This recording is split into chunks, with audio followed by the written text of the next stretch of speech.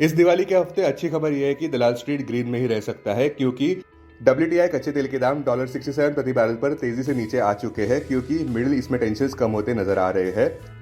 आज आने वाले अहम Q2 रिजल्ट्स इस प्रकार है। AB capital, Biocon, Dabur, L&T, Tata power. अपने दिन की शुरुआत समझदारी से करें। महत्वपूर्ण खबरें और दुनिया भर के स्टॉक मार्केट्स पर विश्लेषण के लिए इस वीडियो को अंत तक देखना न भूले। Market trends, global cues neutral. कल के व्यापार में विदेशी संस्थागत निवेशकों ने 549 करोड़ रुपए के शेयर्स बेचे, जबकि घरेलू संस्थागत निवेशकों ने 730 करोड़ रुपए के शेयर्स खरीदे। आज सेंटीमेंट पॉजिटिव रहने का अंदाजा है। मार्केट ब्रेथ भी पॉजिटिव। निफ्टी के टेक्निकल्स ओवरसोल्ड जोन जताते हुए अक्टूबर महीने के ऑप्शंस डेटा अनुसार निफ्टी की नियर टर्म ट्रेडिंग रेंज 23,500 से 25,000 के बीच हो सकती है। इंडियन वोलेटिलिटी इंडेक्स, जो कि फियर इंडेक्स है, वो 14.51 लेवल्स पर ऊपर बढ़ चुका है। निफ्टी का put call ratio 31 October expiry के लिए 0.93 पर। बैंक निफ्टी का पुट कॉल रेशियो 30 अक्टूबर एक्सपायरी के लिए 1.37 पर। आज के लिए निफ्टी का आउटलुक, किसी भी इंट्राडे गिरावट पर बुल्स रिग्रुप होने का प्रयास कर सकते हैं। अब आज की थीम पर ध्यान देते हैं। सेंटीमेंट अभी भी पॉजिटिविटी के पक्ष में नजर आते हुए, जहां पे risk on mood benchmark Nifty के लिए देखने को मिल सकता है। हमारे कॉल ऑफ द डे अनुसार इस हफ्ते दिवाली मुहूर्त ट्रेडिंग सेशन के चलते पॉजिटिविटी देखने को मिल सकती है।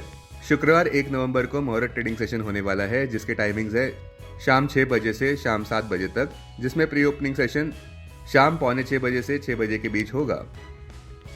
पॉजिटिविटी देखने को मिल सकती है, जहां पे 5 अहम पॉजिटिव कैटलिस्ट इस प्रकार है। पहला, इस गुरुवार FNO एक्सपायरी के दिन शॉर्ट कवरिंग शायद देखने को मिल सकता है। दूसरा, बार्गेन हंटिंग और वैल्यू बाइंग भी देखने को मिल सकता है, खासकर कि पिछले हफ्ते की गिरावट के बाद। तीसरा, मिडिल ईस्ट में टेंशंस कम होते हुए। चौथा, WTI कच्चे तेल के दाम $67.50 प्रति बैरल पर नीचे ही व्यापार करते नजर आ रहे हैं।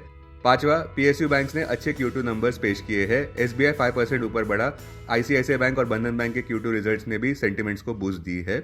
फिर भी सबका ध्यान अहम 4 कैटलिस्ट पर रहेगा नियर टर्म में। पहला, सबका ध्यान इस शुक्रवार को आने वाले US जॉब्स रिपोर्ट पर रहेगा, जिसमें यील्ड और इक्विटीज पर इसका क्या इंप्लीकेशन होगा, उस पर सबका ध्यान रहेगा। दूसरा, USA में वोटिंग शुरू होने वाले हैं नवंबर 5 को, जहां पे अगला प्रेसिडेंट चुना जाएगा। सबसे बड़ा सवाल यही है कि क्या कमला हैरिस के तौर पर USA को पहली महिला राष्ट्रपति मिलेगी, या फिर डोनाल्ड ट्रंप को एक और टर्म मिलेगा। तीसरा, फिलहाल विदेशी संस्थागत निवेशकों द्वारा भारी बिकवाली हो रही है। अब तक अक्टूबर महीने में उन्होंने कुल मिलाकर 1,04,000 करोड़ रुपए के शेयर्स इंडियन इक्विटीज से निकाल दिए हैं। संक्षेप में कहे तो लॉन्ग साइड पर सिलेक्टिवली व्यापार करना उचित लग रहा है।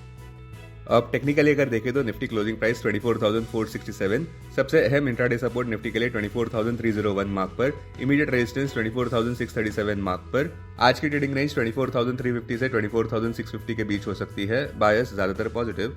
Bank Nifty closing price 52,321, bank Nifty के लिए सबसे अहम सपोर्ट 51,900 मार्क पर, बैंक निफ्टी के लिए सबसे अहम रेजिस्टेंस 53,000 मार्क पर। बैंक निफ्टी की आज की ट्रेडिंग रेंज 52,000 से 53,000 के बीच हो सकती है। बायस पॉजिटिव। कल के व्यापार में निफ्टी और बैंकिंग स्टॉक्स में एक काफी अच्छा रिबाउंड देखने को मिला, और सबसे जरूरी बात यह कि एडवांस डिक्लाइन रेशियो भी बुल्स के पक्ष में रहा 3:2 के रेशियो में। बर्निंग स्टॉक्स में NTPC सुर्खियां बटोरता नजर आया, जब सेबी ने ग्रीन एनर्जी आर्म IPO के लिए मंजूरी दे दी। दूसरा, मारुति सुजुकी के शेयर प्राइस में काफी गिरावट नजर आई, क्योंकि Q2 रिजल्ट्स के अनुसार कंपनी के नेट प्रॉफिट में 18% की गिरावट नजर आई, ₹3,103 करोड़ पर, जो स्ट्रीट एस्टिमेट्स को भी मिस कर गया। इस प्रॉफिट फिगर के कम आने की वजह डोमेस्टिक मार्केट में चैलेंजेस को दिया जा रहा है, जहां पे वॉल्यूम्स 3.9% से गिरे, केवल 4.64 लाख यूनिट पर।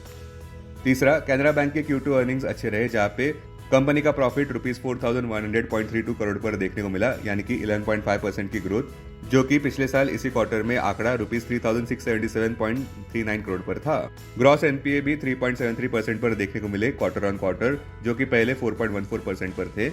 नेट NPA 0.99% पर देखने को मिले क्वार्टर ऑन क्वार्टर, जो कि पहले 1.24% पर थे। चौथा, अदानी एंटरप्राइजेस का Q2 नेट प्रॉफिट काफी अच्छा देखने को मिला, यानी कि 8 गुना बढ़त देखने को मिली ₹1,742 करोड़ पर। Q2 रेवेन्यू भी 16% बढ़ा ₹22,608 करोड़ पर। नेट प्रॉफिट में इजाफा इस वजह से देखने को मिला क्योंकि रेवेन्यू ग्रोथ एक्सपेंडिचर को आउटपेस कर गई। अब डेरिवेटिव्स डेटा डैशबोर्ड पर ध्यान देते हैं। Nifty October futures last traded price 24,470, premium +3, put call open interest ratio Nifty 31 October expiry के लिए 0.93 पर, बैंक निफ्टी 30 अक्टूबर एक्सपायरी के लिए 1.37 पर, maximum call open interest Nifty के लिए 25,000 और उसके बाद 25,500 स्ट्राइक प्राइस पर, बैंक निफ्टी के लिए maximum call open interest 53,000 strike price पर, maximum put open interest Nifty के लिए 24,000 और उसके बाद 23,000 स्ट्राइक प्राइस पर, बैंक निफ्टी के लिए maximum put open interest 50,000 strike price पर। Futures one day highest open interest change पर ध्यान देते हैं। लॉन्ग बिल्डअप में SBI, HDFC Life, City Union Bank, Bank of Baroda, HDFC AMC।